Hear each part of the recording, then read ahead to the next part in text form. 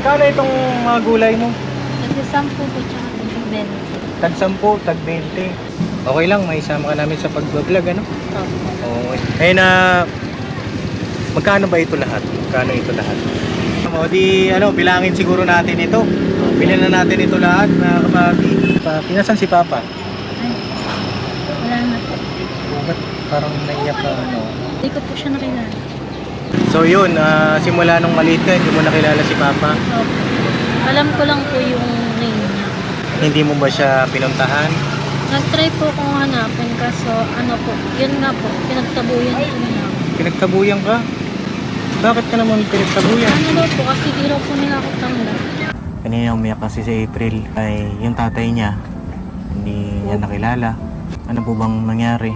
Kung kagustuhan ko pong magkaroon ng anak, binili ko po yung lalaki. Binili mo yung lalaki. Tapos, Gusto ko lang magpabuntis para magkabalikan kami ng asawa ko. Kasi nang babae po yung asawa ko, hindi raw ako magkaanak. Baog daw po ako. Kaya nang bayad po ako ng lalaki. Pero hindi bumalik sa akin. Doon na talaga sa babae. Baka samantalahin mo itong pagkakataon na to. Kung po pwede po sana, lalambing ako sa inyo. Supportahan niyo po yung Anime Reactors TV. Solid ka business po yan. Tapos ano po kasi siya, bedridden na po mga ka-business. So sa pamamagitan ng pagbablog, awa ng Diyos nga na monetize na siya. Nagkakaroon siya ng kaunting revenue.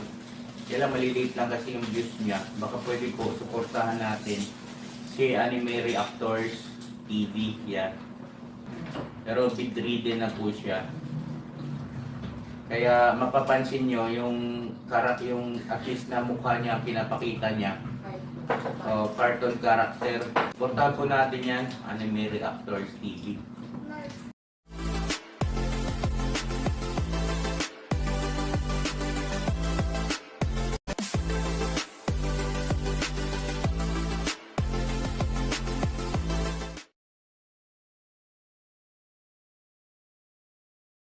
hello guys, muli po ay isang mapagpalang araw sa inyong lahat. At muli po ay narito po ang inyong lingkod, Anime Reactors TV. At sa mga hindi pa po nakaka-subscribe niya sa akin channel, baka pwede naman pong makapindot ng subscribe button. At makilike and share na rin po ng aking mga video. At syempre wag po nating kakalimutan patuloy na suportahan ang ating minamahal na si Ka-Business Official. At maging ang kanyang anak pong si Papa Dins TV. At maging ang second YouTube channel nila po na Ka-Business Family, na kung saan ay diyan po sila nag-a-upload ng mga pampagood vibes na video. And guys, panibagong araw, panibagong reaction ulit po tayo. At sa araw pong ito guys, ay gawan po natin ang reaction video itong masipag na dalagitang gulay vendors na tinulungan nito si Papa Dins. Alam naman nating lahat kung gaano kababa ang loob nito si Papa Dins pagdating dito sa mga kababayan nating vendors. Dahil nga sa dito sila galing sa ganitong hanap buhay dati.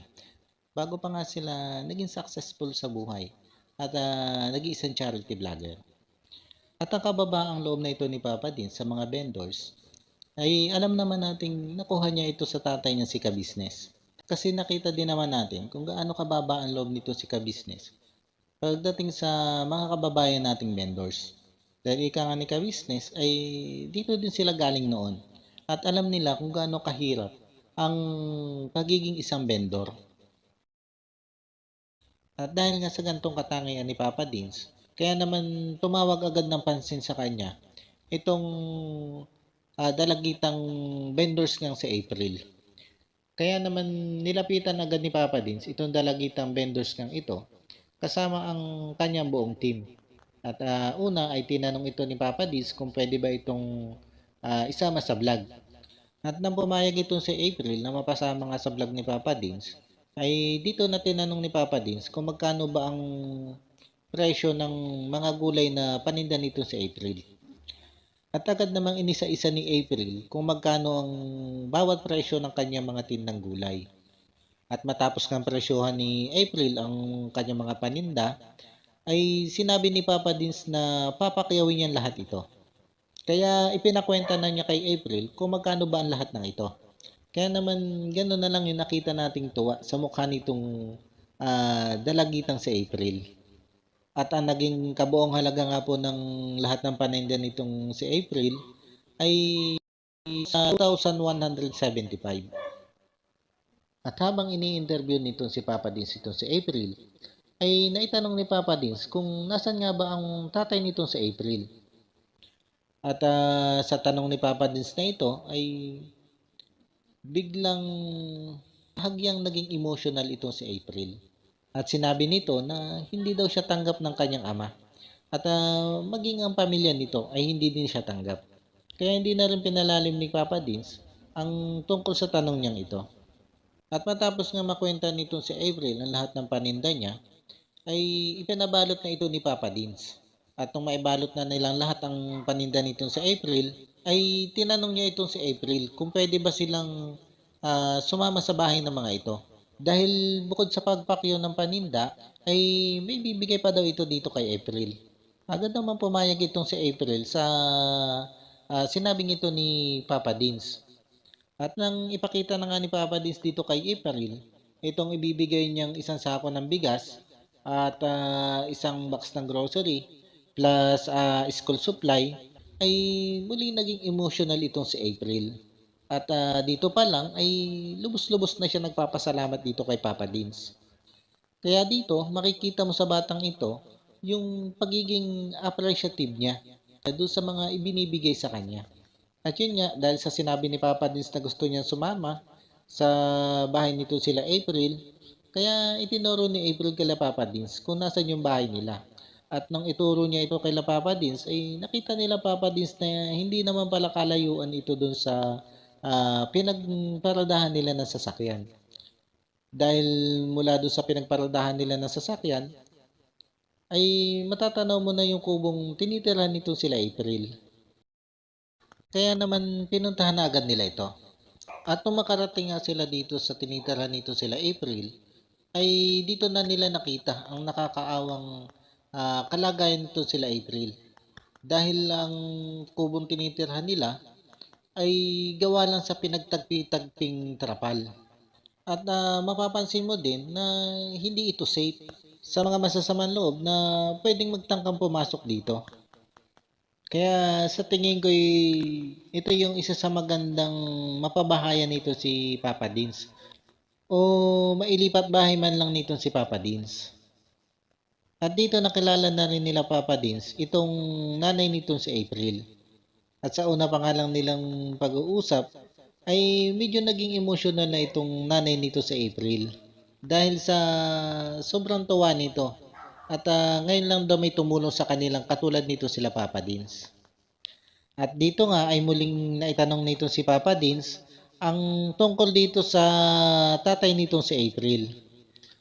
At dito ikwinento ng nanay ni April kung ano ba yung totoong dahilan kung bakit itong si April ay hindi tanggap ng sarili niyang ama at ng mga kamag-anakan nito. Dahil itong si April pala ay anak sa sabihin na nating pagkakasala. Dahil ayon dito sa nanay nitong si April, ay ang tatay nitong si April ay binayaran lang niya para siya ay anakan nito. At ang dahilan kung bakit niya nagawa ito, dahil daw sa kagustuhan niyang bumalik sa kanya yung asawa niya nagloko. Naisip daw kasi niya na baka pag nabuntis siya, ay balikan siya ng asawa niyang sumama sa ibang babae. Dahil kaya daw sumama ito sa ibang babae ay kasi hindi nga siya magkaanak. At sinasabi ng asawa niya na siya'y baog. Kaya lang nung mabuntis siya, ay hindi lang nangyari yung iniisip niya. Dahil yung kanyang asawa ay tuluyan nang hindi bumalik sa kanya. Alam niyo guys, sa totoo lang itong gantong kwento ay sa telenovela ko lang napapanood. Hindi ko akalain na pwede rin pala itong mangyari sa totoong buhay. Ito kasi minsan yung nagiging dulot ng sobrang pagmamahal na minsan nga ay hindi na rin tama. dahil hindi na tayo nakakapag-isip ng mabuti at nagiging padalos-dalos ang ating mga desisyon kung saan ay hindi na natin naiisip kung ano yung pwedeng maging kaakibat na consequence nito. Pero kung nagulat tayo sa pinagtapat na ito ng nanay ni April tungkol sa tatay nga nito si April, ay may mas malala pa palang naging karanasan itong si April. Dahil nga sa hindi na bumalik itong asawa ng mama nito si April, kaya nakipaglibin ng mama niya sa ibang lalaki. Dahil inakala niyang ito yung makakatulong sa kanya sa pagpapalaki dito kay April. Pero lingid sa kalaman ng mama nito si April na may masama palang pakay itong lalaking ito sa anak niya si April. At sa tuwing wala nga siya, ay minomolis niya nitong live-in partner niya, itong si April. At siguro dahil sa takot ng bata, ay hindi nito magawa magsumbong sa kanyang ina. Dito, hindi na lang nailinaw nitong mama ni April kung papaano niya nalaman ang kababuyang ginagawa sa kanyang anak nitong kanyang live-in partner. Pero dahil sa pangyayaring ito, ay hindi maiwasan nitong si April na sisihin ang kanyang mama sa masamang nangyari sa kanya. Bagamat hindi ginusto ng mama niya ang nangyaring masama sa kanya, ay hindi rin naman natin masisisi itong si April na masisi nga niya itong mama niya. Dahil siguro naisip ni April na kung hindi na nakipag-live-in itong mama niya, ay hindi mangyayari sa kanya ang lahat ng ito. Pero ayon naman kay April, ay sa ngayon naman daw bagamat nagmo-move on pa rin siya, ay hindi na niya sinisisi ang mama niya sa hindi maganda niya naging karanasan. At kaya nga daw siya nagsusumikap sa buhay ay para makatapos siya ng pag-aaral. At sa ganung paraan ay maiahon niya sa hirap ang kanyang mama. Dahil sa ganitong paraan lang daw siya makakabawi sa mga isinakripisyo ng mama niya sa kanya. Kumbaga, sa kabila ng masalimuot niyang naging buhay, na minsan pa nga'y dumating sa puntong sinisi niya ang mama niya, ay sa bandang huli, ay si mama pa rin niya ang inspirasyon at tungtungan ng pangarap niyang makaahon at maging successful sa buhay. Kaya naman nang sabihin nito si Papa Dins na tutulungan niya itong si April sa pag-aaral, ay bigla ito naiyak sa sobrang tuwa.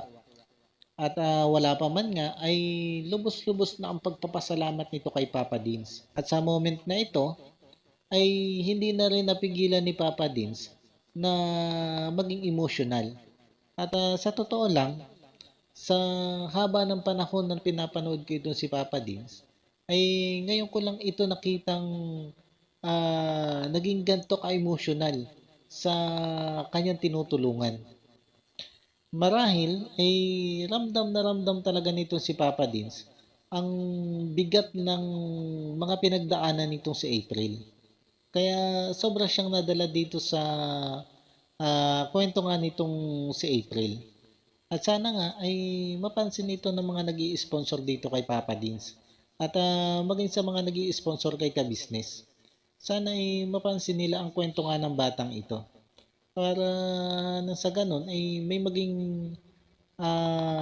malaking katuwang ito si Papa Dins sa pagtulong sa batang ito.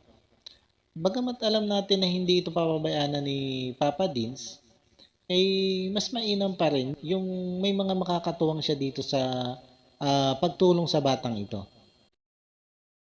At bago nga po umalis itong sila Papa Dins dito kay April, ay inabutan niya ang mga ito ng halagang 5,000.